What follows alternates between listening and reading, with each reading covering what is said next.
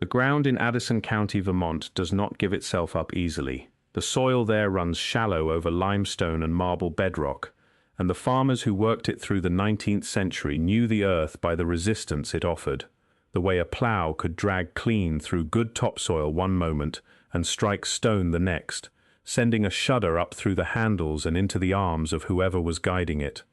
Chester Graves had been working the same northeast field on his property outside the town of Middlebury since he inherited the land from his father in the late 1870s, and he knew the resistance patterns of every section.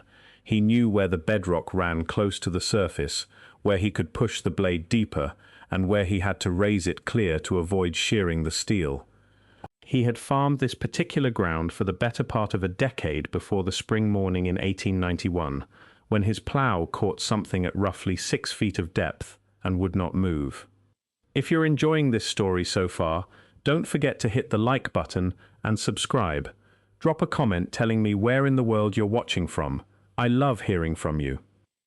What he uncovered over the following hours, working first with the plow team and then with a spade, was a continuous horizontal surface of worked marble, jointed and fitted in sections, running in multiple directions beneath the field at a consistent depth of approximately 6 feet below grade. The surface was not a natural formation. Marble does occur naturally in Addison County. The Champlain Valley sits above one of the richest marble belts in North America, and the quarries at Proctor had been pulling building stone from the ground for several decades. But natural marble does not lay itself flat at a consistent depth across a cultivated field in fitted, jointed sections, with gaps of less than 1/4 of an inch between the stones. What Graves struck was a flaw, and by the account he gave to the editor of the Middlebury Register in the weeks after the discovery, when he pressed his bare palm to the upper surface of the stone, it was warm. Not warm the way sun-heated stone holds heat close to the surface. Warm from below, a consistent, dry warmth rising up through 6 feet of Vermont soil on a morning when the air temperature was still cold enough that his breath was visible. The Middlebury Register ran a brief account of Graves's discovery in May of 1891. The account noted the location, the depth, the fitted character of the stonework, and the temperature anomaly. It was picked up by the Burlington Free Press and appeared in at least 2 other Vermont papers before the summer. The Addison County Courier ran a follow-up piece in late June that included a description of the surface as measured by a local surveyor named Horace Aldrich, who estimated the exposed section at roughly 14 feet by 22 feet, with evidence that the floor continued in at least 2 directions beneath the surrounding soil. Aldrich noted that the jointing was tight and regular. He noted that the marble showed tooling marks consistent with worked stone, rather than natural fracturing along the grain. He recorded the underside temperature of the stone, measured where he had exposed its edge, and pressed a thermometer against it, as noticeably higher than the ambient soil temperature at the same depth in an adjacent section of the field. He wrote this observation down in the kind of careful, qualified language that a working surveyor uses when he is describing something he can measure but cannot explain. The measurement was real. The explanation was someone else's problem. The geological reality of Addison County in 1891 was well documented by the standards of the period.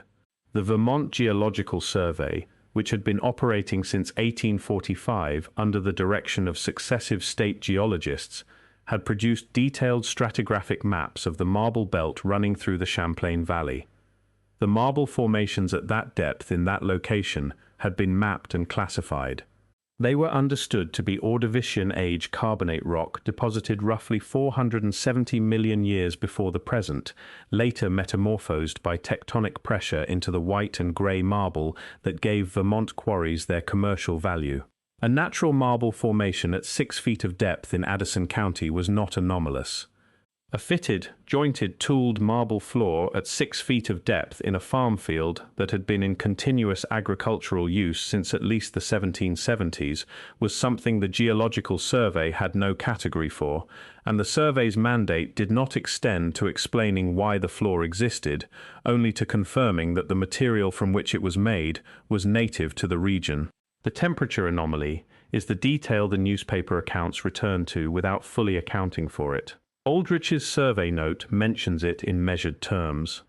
Graves himself described it in the register account with a specificity that carries more weight than most of the surrounding coverage. He had struck unexpected stone before. The field was a Vermont field, and the bedrock was never far down. What he had not encountered before was stone that was warm on a cold spring morning at 6 feet below the surface of the ground. He described the warmth as resembling a hearthstone that had been burning all night, which was the closest reference in his experience to what his palm was registering. The stone was not hot, it was not uncomfortable to hold. It was the temperature of something that had been generating heat steadily and continuously, below ground, for a period of time that nobody in 1891 was in a position to estimate. The Champlain Valley does have a geothermal profile that differs from the regional average. This is a consequence of the fractured carbonate and crystalline basement geology that characterizes the valley floor, which transmits subsurface heat more efficiently than denser formations elsewhere in the region. The Vermont Geological Survey had not, by 1891, formally measured subsurface temperature gradients at specific locations in the Middlebury area, but the general principle that marble and limestone country above fractured basement rock can carry geothermal energy closer to the surface was understood in the geological literature of the period. A floor of dense worked marble laid over a fractured zone with an elevated geothermal gradient would, in principle, conduct that heat upward through the stone and register as warm to the touch at its upper surface. In principle, what the principle does not explain is who fitted and tooled the marble and laid it in jointed sections at 6 feet of depth in a location that later became farmland, and when and why. The marble belt that Graves had struck into belongs to a formation that the commercial quarriers of the period knew intimately from a different angle. The Dorset Quarry, operating since the 1780s and considered the oldest commercial marble quarry in the country, and the Proctor operations that expanded through the 1860s and 70s, had together produced detailed practical knowledge of how the formation behaved at depth. The quarrymen knew that the Champlain marble presented in horizontal beds interrupted by vertical seams, that the seams ran in predictable directional patterns, and that the worked surface of a freshly cut block showed clear striations from the tool marks of whoever had shaped it. A natural break in marble does not show those marks. A worked surface does. What Aldrich documented in the Courier was that the surface he examined showed such marks, running in consistent parallel lines across sections of the exposed floor, and that the lines were not consistent with any natural fracturing pattern in the local marble geology. Somebody had cut this stone and finished its surface. Somebody had fitted the cut sections against each other with a precision that a working surveyor in the 1890s found notable enough to measure twice. The question of who those people were and when they worked sat at the center of everything the institutional record subsequently chose not to pursue. The question of origin requires working backwards through the known occupation history of the Champlain Valley. European settlement of Addison County began in the 1760s and proceeded steadily through the late 18th century. The Graves family property appears in county land records from the 1780s. The field in question had been in documented agricultural use since at least the early years of the 19th century. Before European settlement, the Champlain Valley was the territorial range of the Western Abenaki, a confederacy of Algonquian-speaking peoples who had occupied the valley and the surrounding uplands for centuries, and whose seasonal movements, settlement patterns, and material culture were partially documented by French missionaries and traders from the 17th century onward.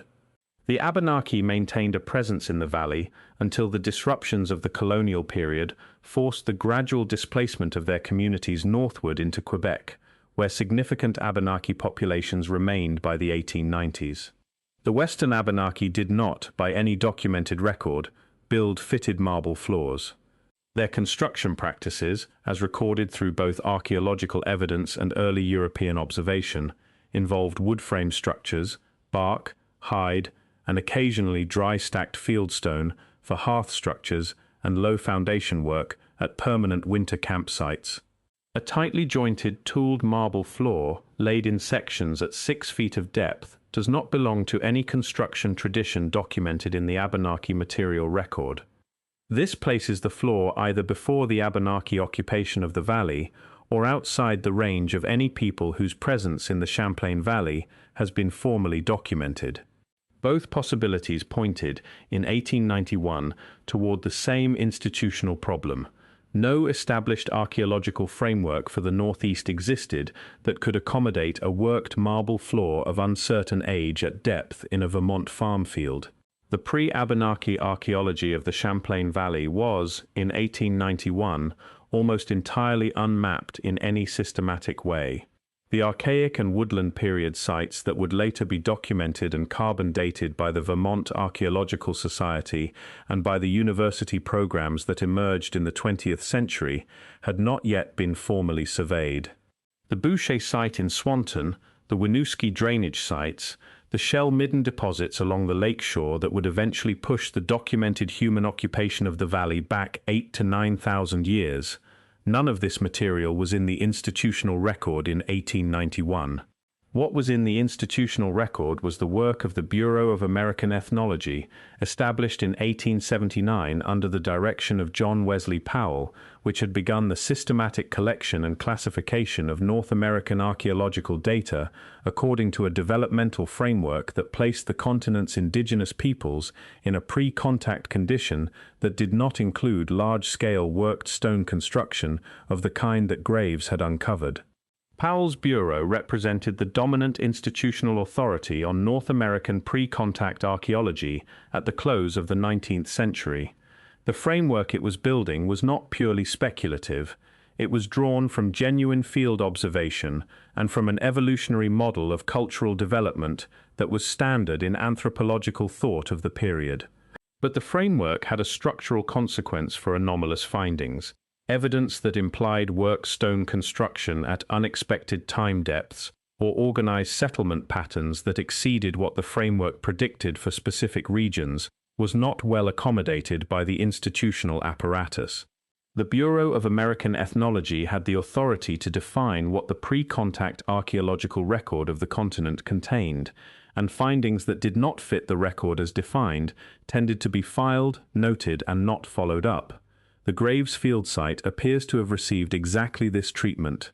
A single institutional visit by a party whose name does not survive in any accessible record, followed by the conclusion, reported in the Burlington Free Press without attribution in the summer of 1891, that no further investigation was warranted. The exposed section of the floor was subsequently covered over. The site returned to agricultural use. The Smithsonian Institution, under whose administrative umbrella the Bureau of American Ethnology operated, maintained active field collection agents throughout the 1880s and 90s. These agents traveled to sites of apparent archaeological significance across the continent as reports of unusual finds reached Washington. That the Burlington Free Press noted an institutional examination of the Graves site without naming the examining party is consistent with how the Bureau operated in this period. It sent agents, it examined materials, it reached conclusions that it did not always publish in full. What it published were synthesis reports that summarized the state of North American archaeological knowledge according to the Bureau's framework. Individual anomalous site reports were absorbed into the filing system and rarely surfaced in the public synthesis documents unless they confirmed the existing framework rather than complicating it. The Graves floor, by the character of what Aldrich described, complicated the framework in ways that a 6-line newspaper note and a covering of soil were sufficient to manage. If you're hooked on this story, make sure to subscribe and turn on notifications so you never miss an upload. Your support means everything and helps me bring you more emotional stories like this one. The pattern of Bureau management of inconvenient northeastern finds in this period is documented in the Bureau's own correspondence archives, held at the National Anthropological Archives in Suitland, Maryland. Letters between field agents and the Washington office from the 1880s and 90s show a consistent institutional reflex. when a field agent encountered physical evidence that did not map onto the developmental framework Powell had established, the agent was instructed to document the find, collect samples where possible, and note the site coordinates. What followed the documentation was often nothing. The materials arrived in Washington, were catalogued into the general collection, and were not published in any bureau report or monograph. The bureau published prolifically in this period, producing detailed annual reports on language surveys, ethnographic studies, and archaeological site inventories across the continent. What those reports consistently omitted were the sites and materials that contradicted the framework the reports were themselves constructing. The omission was not, in most cases, the product of a deliberate institutional decision made at a single moment.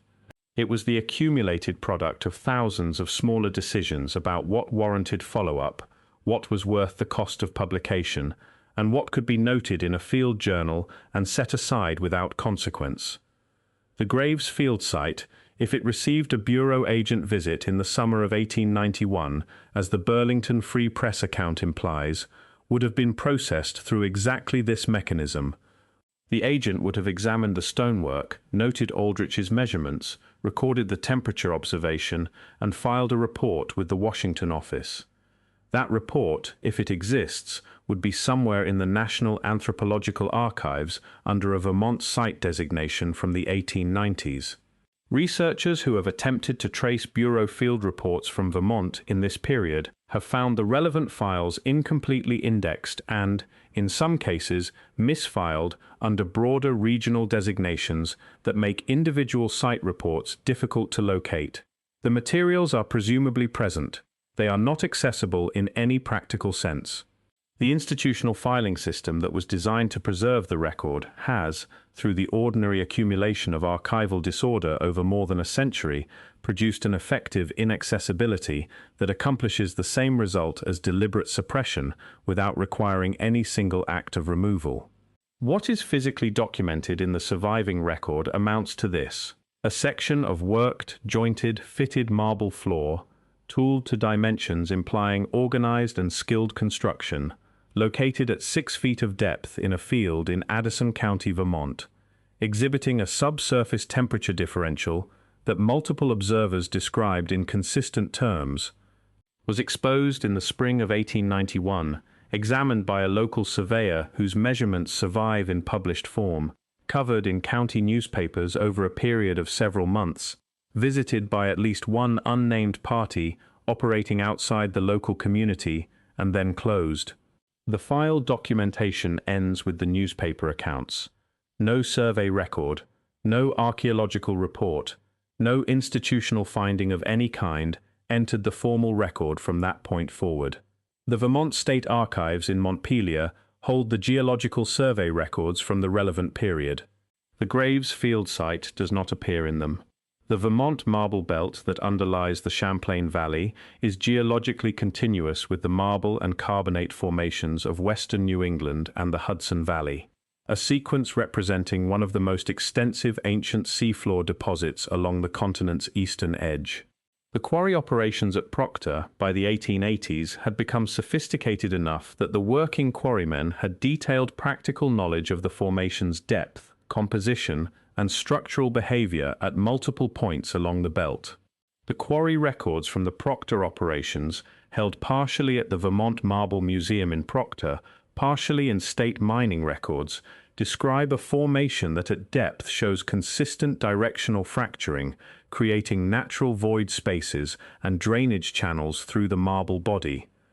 These channels run in patterns that reflect the original depositional and tectonic history of the formation. A floor of worked marble laid directly above a zone of active fracturing, in a location where the basement geology brings the geothermal gradient close enough to the surface to register, would exhibit exactly the temperature behavior that Graves and Aldrich described.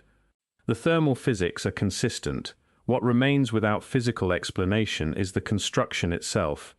The Abenaki oral tradition of the Champlain Valley offers a partial context that the institutional record of 1891 was not equipped to use. The accounts assembled by the Vermont linguist and folklorist John Moody in his fieldwork with Western Abenaki communities in Vermont and Quebec through the latter decades of the 20th century describe the valley as a landscape that was old before the Abenaki came to it. The specific language varies across the accounts Moody recorded, but a consistent distinction appears between places the Abenaki had made and places they had found already marked. The valley appears in multiple accounts as a found place, a landscape that carried signs of prior occupation that the Abenaki recognized but did not claim to have produced. The signs are not described in architectural terms in most of the accounts. One account, recorded from an elder in the late 1970s and preserved in the Abenaki Oral History Collection, maintained by the Vermont Folklife Center in Middlebury, describes the marks on the valley floor using language that translates, in Moody's annotation, as floors of stone that do not let the cold in. Moody's fieldwork with Western Abenaki communities was conducted outside the mainstream academic archaeology program for most of its duration. He worked primarily as a linguist, and his interest in the oral traditions of the valley was linguistic before it was archaeological. The accounts he gathered were framed as linguistic and cultural documentation rather than as sources of site-specific archaeological data, which meant they were filed under a different institutional category than the kind of evidence that the Vermont Archaeological Society or the Division for Historic Preservation would have used to designate a protected site. The oral record and the physical record of the Champlain Valley were, by institutional convention, maintained in separate domains that were not designed to speak to each other. The linguists filed the oral accounts, the archaeologists filed the site reports, the surveyors filed the measurements. The newspapers filed the contemporary accounts. Nobody was assigned the task of reading all four collections at the same time and noting what they implied in combination, because no institutional structure existed to make that reading a professional responsibility for anyone. That account was never connected, in any institutional file or published study, to the 1891 newspaper reports from the same valley. The oral record and the documentary record were assembled by different researchers operating in different decades for different institutional purposes. They sit in different collections in different buildings in the same small city. The connection between them requires reading both simultaneously, which requires knowing both exist, which requires looking for something the official record of the Champlain Valley's history has never formally acknowledged as a subject worth looking for. The oral account is catalogued under traditional ecological knowledge. The newspaper accounts are catalogued under 19th century Vermont press miscellany. Aldrich's fuller survey notes, if they survive in any form beyond the Courier article, have not been located in any accessible collection. The grave's discovery was not entirely without parallel in the northeastern record of the period. In 1883, a construction crew laying foundations for a mill expansion in Royalton, Vermont, struck a section of worked stone at roughly 8 feet of depth that a local physician named Samuel Hartwell described in a letter to the American Antiquarian Society as showing evidence of deliberate flat finishing on its upper surface. The American Antiquarian Society, which had been collecting records of unusual archaeological finds in New England since the early 19th century, filed Hartwell's letter and did not respond to his request for an investigator.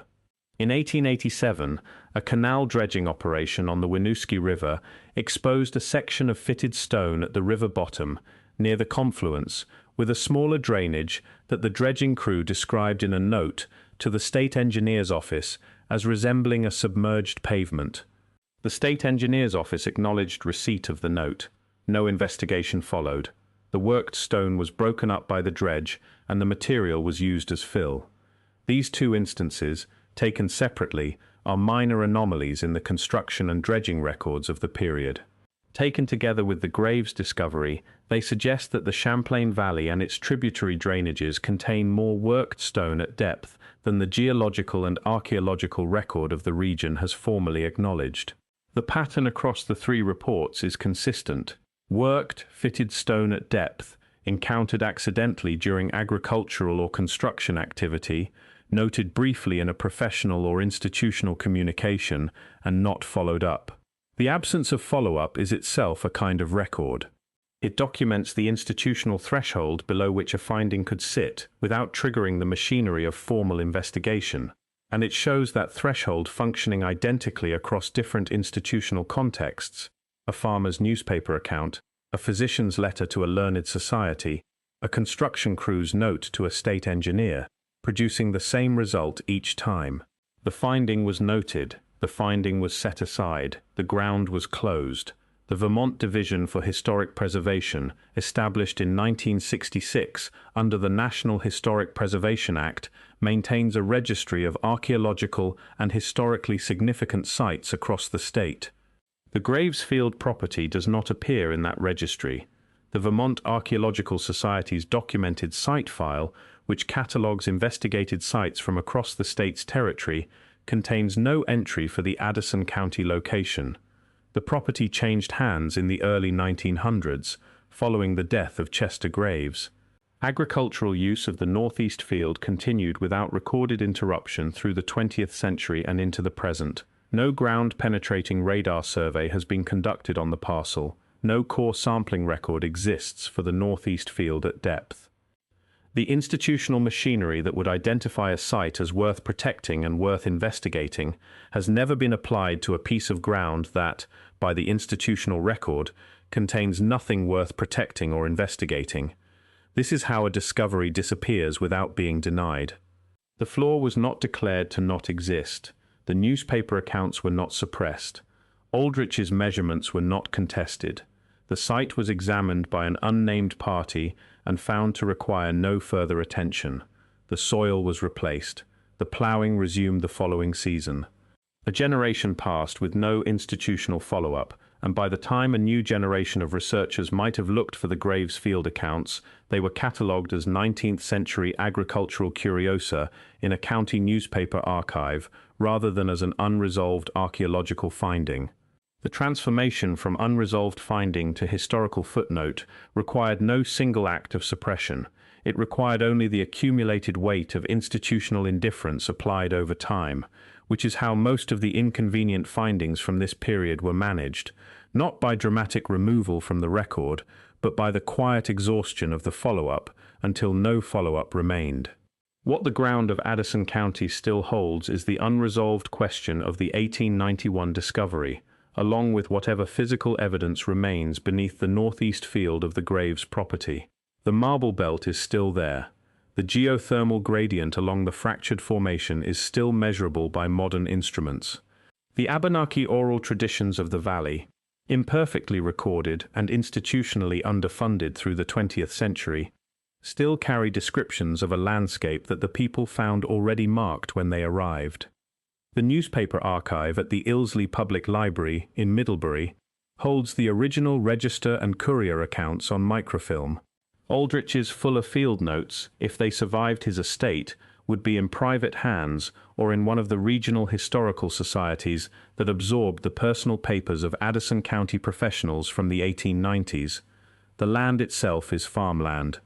What lies beneath it at 6 feet of depth has not been formally examined by any available record since the spring of 1891. The ground-penetrating radar technology that would allow a non-invasive survey of the northeast field at the relevant depth has existed in portable form since the 1990s. It has been used extensively in Vermont to locate buried archaeological features at pre-contact sites across the state, at sites where the institutional record already supported the expectation of finding something. The Gravesfield has never been surveyed with it, because the institutional record of the Champlain Valley does not record the Gravesfield as a site where something is expected to be found. The circular logic is complete and self-sustaining. A site must be in the registry to receive survey attention, and a site must receive survey attention to enter the registry, and a site whose only documentation consists of an 1891 newspaper account and a surveyor's letter to a county paper has no path into the registry through ordinary channels. The warmth Chester Graves felt when he pressed his hand to that stone has no institutional home. It was recorded in a county newspaper. It was noted by a local surveyor with a thermometer. It was absorbed into the oral memory of a people whose testimony the academic consensus of the 1890s placed in a different and lesser evidentiary category than filed institutional reports. And then the section was covered, and the ground was returned to agricultural use, and the thing that had been found was treated as if the finding had not occurred. The soil above it is the same soil, the stone beneath it is the same stone. The warmth, if the fractured basement geology continues to carry what it was carrying in 1891, is still there, 6 feet down, underneath a farm field in Vermont that the institutional record of the Champlain Valley insists contains nothing worth recording. The Abenaki elder who described floors of stone that do not let the cold in was speaking about a valley that had been old for a long time before anyone arrived to name it. What the elder knew and what Chester Graves felt with his bare hand on a cold Vermont morning in 1891 are the same fact arrived at from opposite directions. The floor is still there. The record simply chose not to follow it down. Thank you so much for watching until the end. If you loved this story, check out the other videos on your screen now. I think you'll really enjoy them. And don't forget to subscribe if you haven't already. See you in the next story.